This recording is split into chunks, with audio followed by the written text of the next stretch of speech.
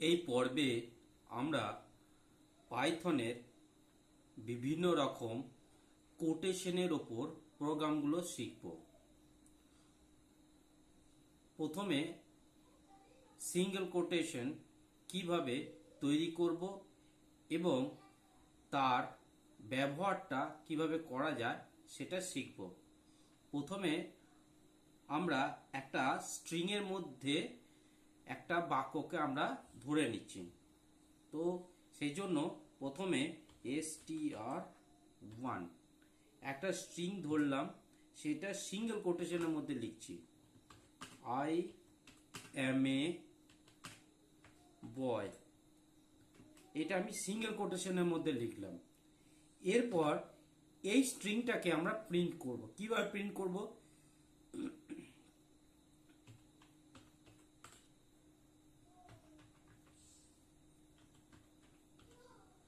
এখানে print command দিতে হবে।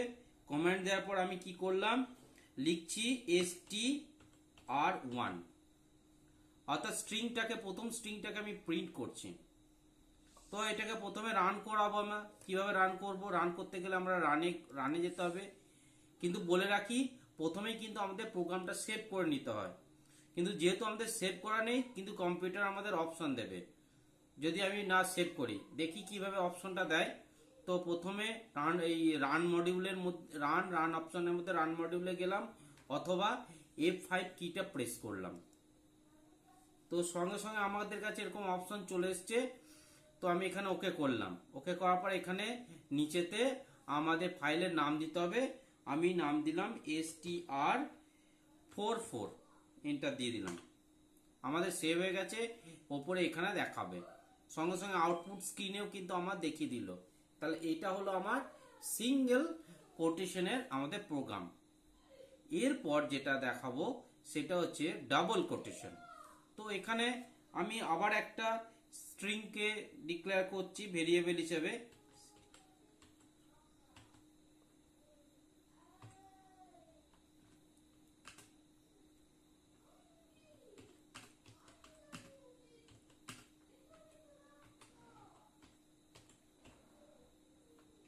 এখানে ডাবল কোটেশনের মধ্যে আমরা কি লিখলাম?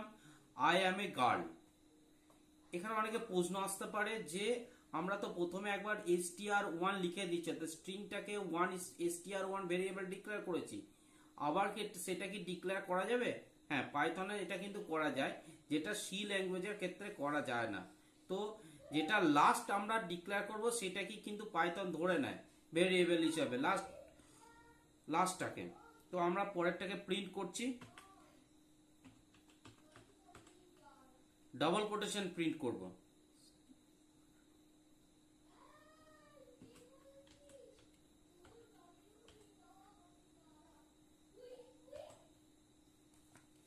এবার যে প্রোগ্রামটা তৈরি করলাম, এই প্রোগ্রামটা কিন্তু আমাদের কি করতে হবে না, রান করাতে হবে।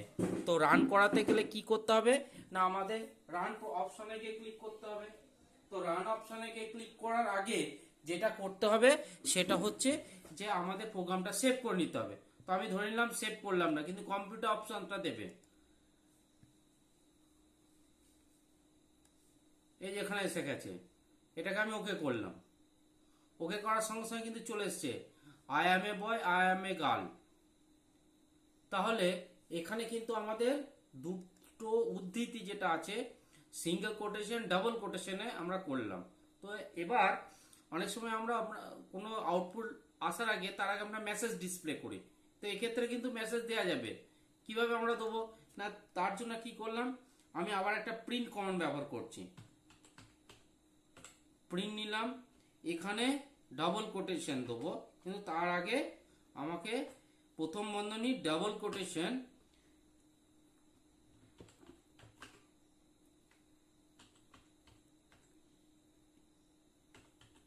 ডাবল কোটেশন,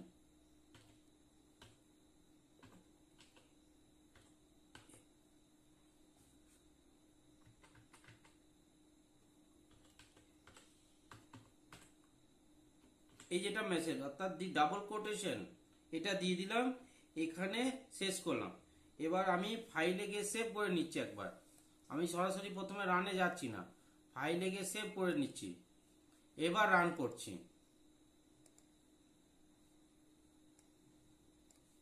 এই যে এসে গেছে, প্রথমে তো আমি আমার আইএমএ বয়েল দিয়েছি, সেটা তো সিঙ্গেল কোটেশন এসে গেছে। তারপর আমি একটা মেসেজ ডিসপ্লে করলাম, এখানে আমার কিন্তু প্রোগ্রামটা রান করে গেল।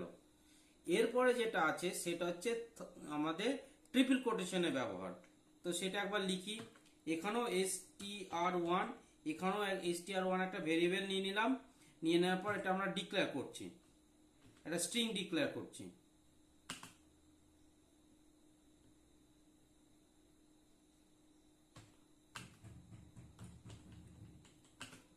I read in class 12। এখানে আমি ডবল কোটেশনটা দিয়ে ফেলেছি, এটা ট্রিপল কোটেশন দিতে হবে। এখানে 3টে দিলাম, আবার প্রথমেও চলে যাচ্ছি। প্রথমে আমাদের, কারণ এটা তো আমাদের ট্রিপল প্রোগ্রামের প্রোগ্রাম, ট্রিপল কোটেশনের দিয়ে দিলাম ট্রিপল কোটেশন। এবার এটাকে আমি প্রিন্ট করব, কিন্তু তার আগে আমরা কি করব, একটা মেসেজ ডিসপ্লে করব।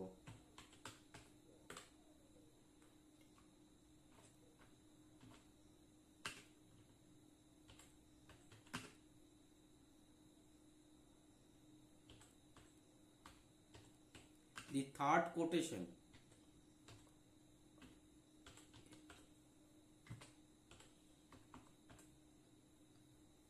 থার্ড কোটেশন, বানানটা একটুখানি ভুল হয়ে গেছে।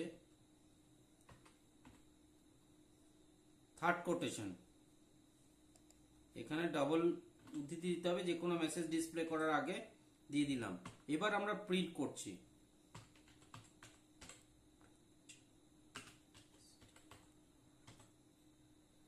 তাহলে এখানে কিন্তু আমাদের এসে গেছে 3 নম্বর যেটা আছে থার্ড কোটেশন, যেটা সেটা আমাদের প্রিন্ট করলো। এবার ফাইলে গিয়ে আমি একটু সেভ করে নিই, এটাকে সেভ করে নিয়ে ফাইলে গিয়ে রান, এবার রানে গিয়ে আমরা রান মডিউলের মধ্যে গিয়ে ক্লিক করছি। এই যে এসে গেছে। তাহলে এখানে কিন্তু আমার প্রত্যেকটা যে প্রোগ্রাম লিখেছি, প্রোগ্রামের সঙ্গে আউটপুট স্ক্রিনেও আমি এটাকে দেখাচ্ছি যে কিভাবে করতে হয়। দেখবে আরেকবার দেখিয়ে দিচ্ছি এটা।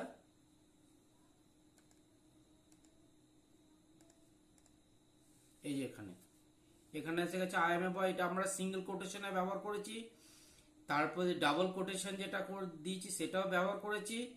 এরপর হচ্ছে থার্ড, যেটা 3 নম্বর, অর্থাৎ থার্ড কোটেশন বা ট্রিপল কোটেশন আমরা বলতে পারি। আচ্ছা, ট্রিপল কোটেশনটা আমি একবার ব্যবহার করছি, থার্ড কোটেশনটা একটু বলা হয়তো ভুল হয়ে যেতে পারে। তো ট্রিপল, এখানে প্রোগ্রামটা আমি একটু এডিট করলাম।